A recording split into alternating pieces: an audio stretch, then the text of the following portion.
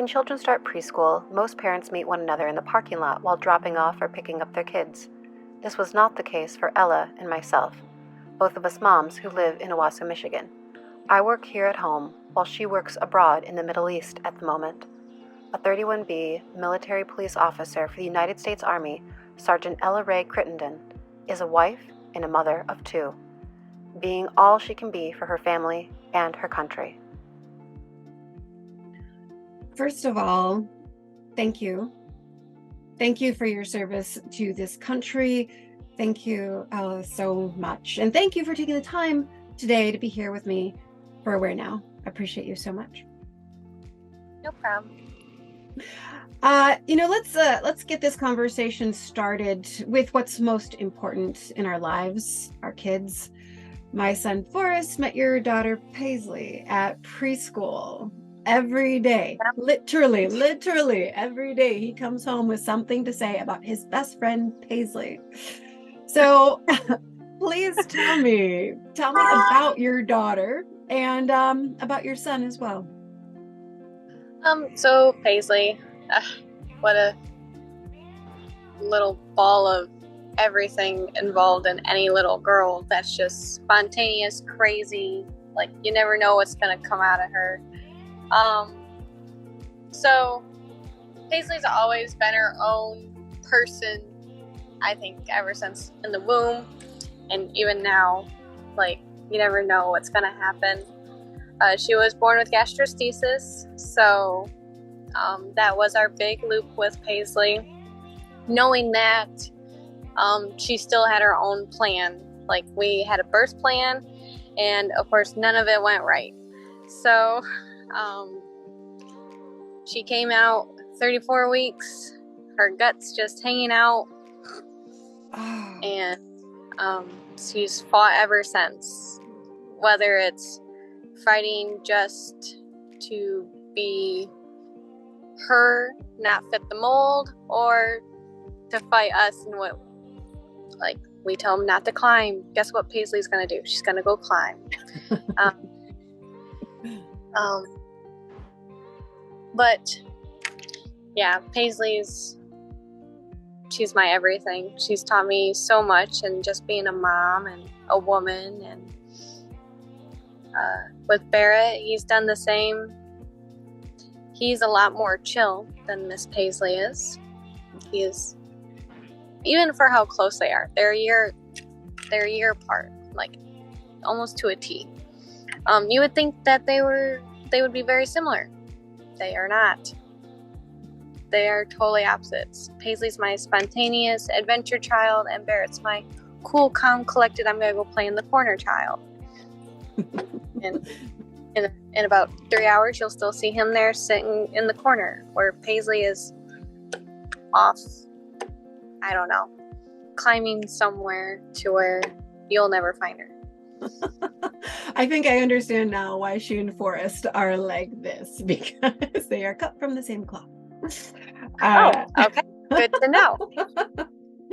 So the thing of it is that being a mom is hard. What's harder, I imagine, is being a military mom, especially when deployed overseas, being away from your kids and husband, and now over the holidays. As a mother, Ella, what is most difficult about the time and distance that separates you from your family? Distance is irrelevant.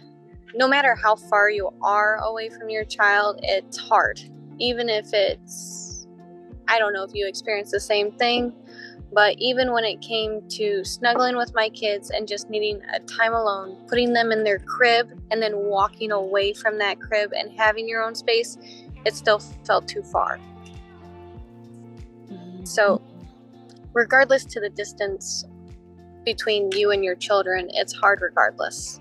Doesn't matter if it's a few feet, doesn't matter if it's 6,000 miles.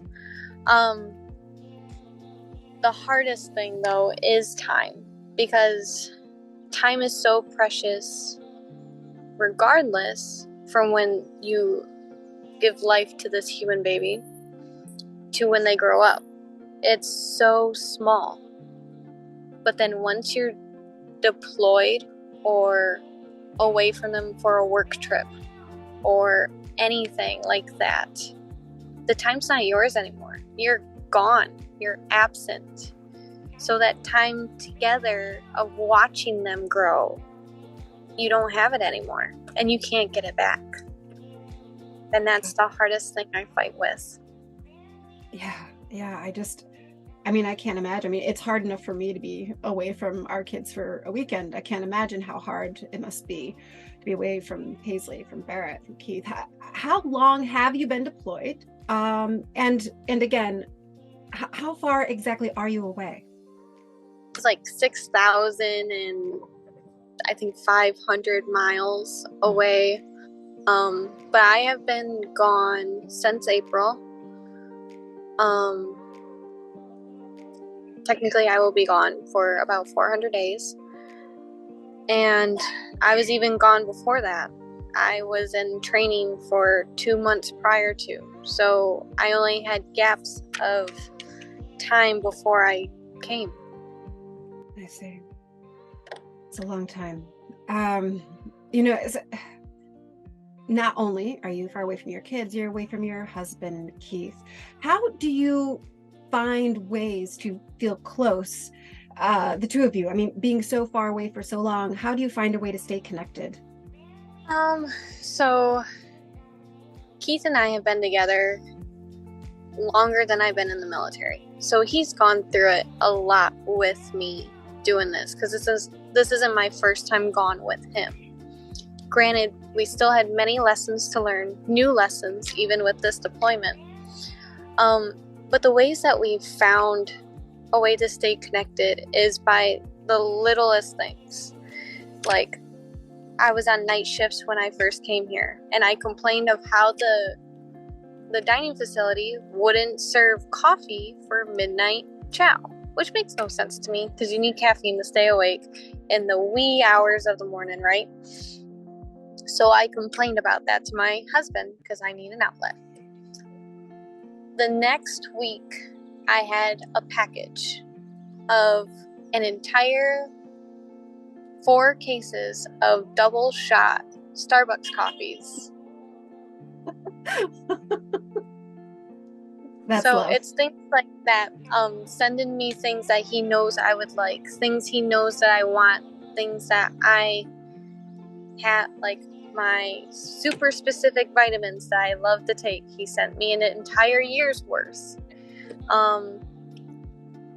Sending me, because he knows it's my comfort food, 70 bags of jalapeno cheddar Cheetos. Things like that show me and keep me connected with him, knowing that he still loves me and that we have this bond, that he knows that even when I don't ask, he knows that I would like it and stuff like that. And then to top it off, we like to play Truth or Dare from a distance. So because of the 7-hour difference between you and I, he will send me either a truth/random question or a dare that I need to perform or answer in the next 24 hours. So when he wakes up, there should be an answer. And then the same goes for him. And it can be very interesting, especially with the dares. So let's segue to, outside of randomness, non-randomness. How did you non-randomly prepare yourself for deployment? It's a whole 180 of your life and your world. How did you prepare for that, Ella? I still, even almost to the end of my deployment, I still don't think I'm prepared to be here, because it never prepares you for what is sitting at home. Like, I'm here in what feels like a time loop of living the same day over and over and over again. But my life at home is constantly moving. It's Paisley's living her life, making friends and doing all kinds of good things at school and dance class and all that stuff. And she's talking nonstop, where she barely verbalized anything when I was home. Barrett actually is starting to talk. He's my nonverbal autistic boy. He now sings all the time and is starting to say words. Keith had an interview for a job. Like my world at home is still going. So preparing for that, I distanced myself in a way of making them create their own world without me. And I had to allow myself to accept that their life is going to continue to go where mine's going to be on pause. And it's a hard concept to grasp. It smacks me in the face every day. Yeah, I hear you. So I can see why you would still not feel prepared, even being there and where you are. While deployed, how do you stay connected to your kids? I mean, we talked about how you and Keith stay connected, but what about to Paisley and Barrett? What sort of technology you use? What is that communication like to keep you bonded? So WhatsApp is my most successful way of communication with my family. Paisley has been my difficult child to stay connected with. Probably more because, to my surprise, she has taken my leaving the hardest. She has bad dreams because of it. She hates the state of Texas because of it.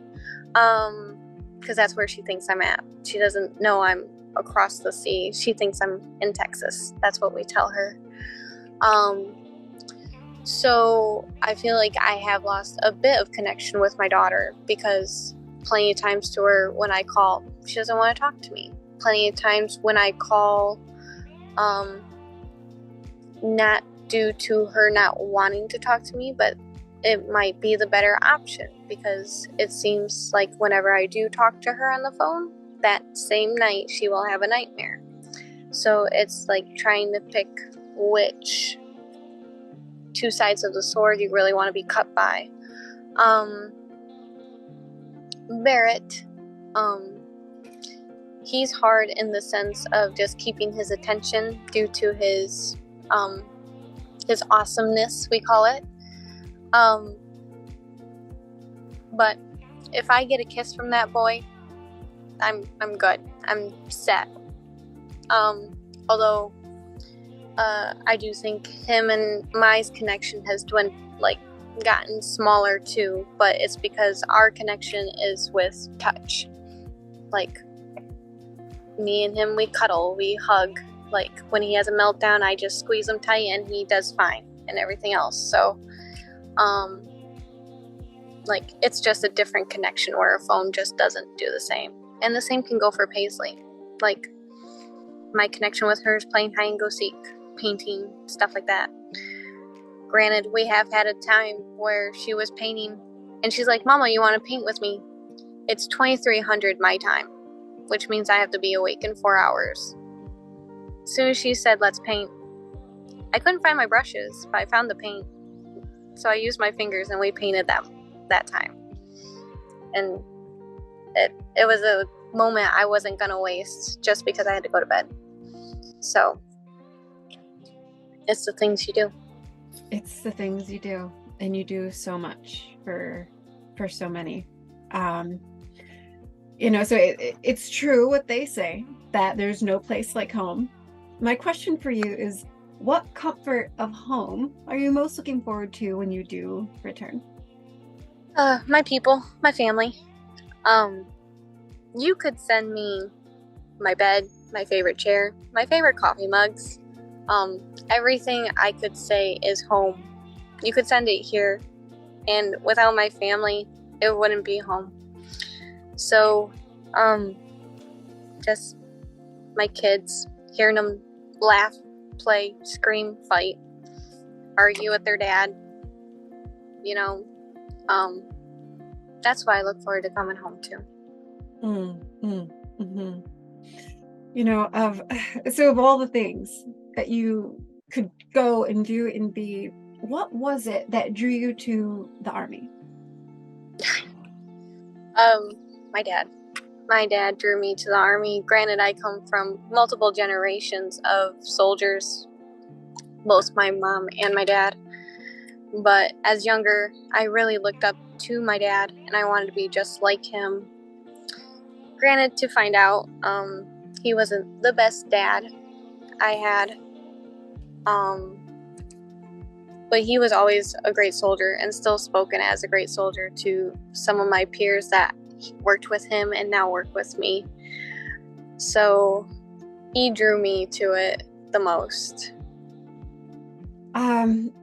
So of all you do for your family, for your country, what is it, Ella, that you are proudest of doing? Being a mom, being a wife, because in the end, these are just jobs. These are just temporary. Like, everyone looks forward to retiring. Like, who's gonna be there when you retire? Who's gonna be there when you get fired? Who's gonna be there at the end of your shitty days at work? Your family is. So to me, being a good mom and having them as my support, and being a good wife and having him as my support to where I can do all these great things, that's what I'm most proud of, because then they can look at me with pride, and then I can be like, well, I couldn't have done it without you, so you should be proud of you as well.